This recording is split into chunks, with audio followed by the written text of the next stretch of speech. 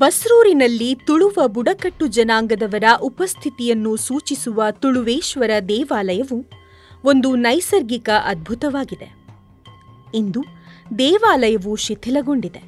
ಆದರೆ ದೇವಾಲಯದಲ್ಲಿನ ಲಿಂಗವು ಅದರ ಸುತ್ತಲೂ ಬೆಳೆಯುವ ಮರಗಳ ಬೇರುಗಳಿಂದ ಹೇಗೆ ರಕ್ಷಿಸಲ್ಪಟ್ಟಿದೆ ಎಂಬುದು ವಿಶೇಷವಾಗಿದೆ.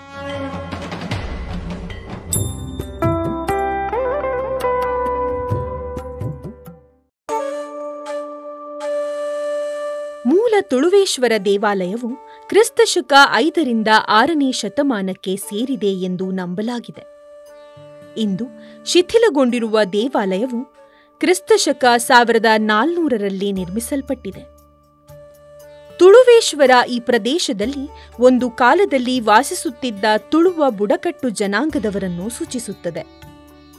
ಮಂಗಳೂರನ್ನು ಆಳಿದ ಅಲುಪರಾಜರು ಈ ಬುಡಕಟ್ಟು ಜನಾಂಗದವರ ನಂತರ ಬಂದಿರಬಹುದು.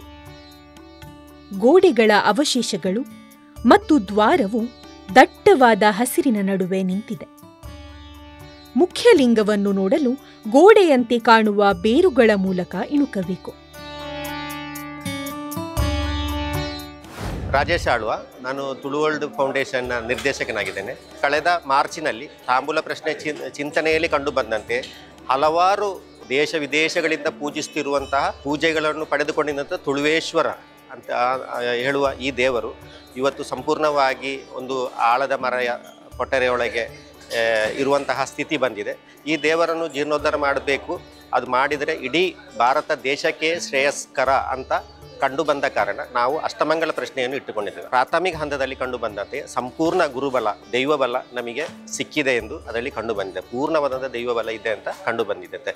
ಮಾತ್ರವಲ್ಲ, ಸಮಸ್ತ ತುಳುವರು, ತುಳುನಾಡಿನವರು ಈ ದೇವರನ್ನು ಆರಾಧಿಸಬೇಕು.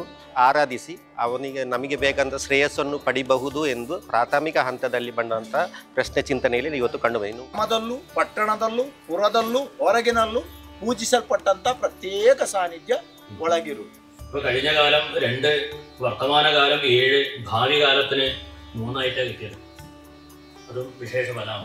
ಮಗು ಚಿಹ್ನ ಹಾಕಿದಂತಹ ಕಾಲಘಟ್ಟದಲ್ಲಿ ದೈವಜ್ಞರು 108 ಕವಡೆಗಳನ್ನು ಪ್ರತ್ಯೇಕವಾಗಿ 3 ವಿಭಾಗವನ್ನಾಗಿ ಮಾಡ್ತಾರೆ. ಆ ವಿಭಾಗವಾಗುವಾಗ 3 ಸಂಖ್ಯೆ ಬರ್ತದೆ. ಅದು ಭೂತಕಾಲವನ್ನು, ವರ್ತಮಾನ ಕಾಲವನ್ನು, ಭವಿಷ್ಯತ್ ಕಾಲವನ್ನು ಸೂಚಿಸುವಂತಹ ಸಂಖ್ಯೆ. ಬಂದಂತಹ ಸಂಖ್ಯೆ 2, 7, 3. ಅದು 2 ಅಂತೇಳು ಭೂತಕಾಲವು, 7 ಎಂಬುದು ವರ್ತಮಾನ ಕಾಲವು, 3 ಅಂತೇಳು ಭವಿಷ್ಯತ್ ಕಾಲ. ಆ 3 ಅಂತೇಳುವ ಭವಿಷ್ಯತ್ ಕಾಲ ಒಳ್ಳೆಯ ಫಲವನ್ನು ಸೂಚಿಸುವಂತಹ ವಿಷಯ. ಅಷ್ಟಮಂಗಲ ಸಂಖ್ಯೆ ಸಮೇತ ಅದೇ ರೀತಿ ತುಳುನಾಡಿನಲ್ಲಿ ಬೇರೆ ಬೇರೆ ಸಂಸ್ಕೃತಿಗಳಿತ್ತು, ಬೇರೆ ಬೇರೆ ಭಾಷೆಗಳಿತ್ತು. ಅದಕ್ಕೆ ಕುಂದಗನ್ನಡ ಅರೆಗನ್ನಡ ಆಗಿರಲಿ ಅಥವಾ ಹವ್ಯಕ ಭಾಷೆ ಆಗಿರಲಿ, ಕೊಡವ ಭಾಷೆ ಆಗಿರಲಿ, ಇಂಥ ಸುಮಾರು 16ಕ್ಕಿಂತ ಹೆಚ್ಚು ಪ್ರಾದೇಶಿಕ ಭಾಷೆಗಳು ಇಲ್ಲಿ ಇವತ್ತಿಗೂ ಕೂಡ ಇದೆ. ಈ 16 ಭಾಷೆಗಳು ಬೇರೆ ಬೇರೆ ಇದಂತಹ ಸಂಸ್ಕೃತಿ ಸಂಸ್ಕಾರಗಳನ್ನು ಒಳಗೊಂಡಿದೆ. ಎಲ್ಲ ಸಂಸ್ಕಾರಗಳಿಂದ ಆದವನೇ ಈ ತುಳುವೇಶ್ವರ. ಕುಂದಾಪುರದಿಂದ ಸುಮಾರು 7 ಕಿಲೋಮೀಟರ್ ಇರುವಂತಹ ಬಸ್ರೂರಿನಲ್ಲಿ ಈ ತುಳುವೇಶ್ವರ ಇದ್ದಾನೆ. ಇಲ್ಲಿ ಮಹಾಲಿಂಗೇಶ್ವರ ದೇವಸ್ಥಾನ ಇದೆ. ಈ ಮಹಾಲಿಂಗೇಶ್ವರ ದೇವಸ್ಥಾನದ ಪಕ್ಕದಲ್ಲೇ ಈ ತುಳುವೇಶ್ವರನು ಕೂಡ ಇದ್ದಾನೆ. ಪ್ರತಿಯೊಬ್ಬರು ಕೂಡ ಜಾತಿ ಮತ ಧರ್ಮ ಮರೆತು ತುಳುವೇಶ್ವರನ ಆರಾಧನೆಯಲ್ಲಿ ಸಕ್ರಿಯರಾಗಬೇಕು. ಪ್ರತಿಯೊಬ್ಬರು ಕೂಡ ಶ್ರೇಯಸ್ಸಾಗಬೇಕು. ಭಾರತದಲ್ಲಿ ತುಳುನಾಡಿನ ಈ ಕೊಡುಗೆಯನ್ನು ಸಿಗುವಂತಾಗಬೇಕಂತೇಳಿ ನನ್ನ ಪ್ರಾರ್ಥನೆ.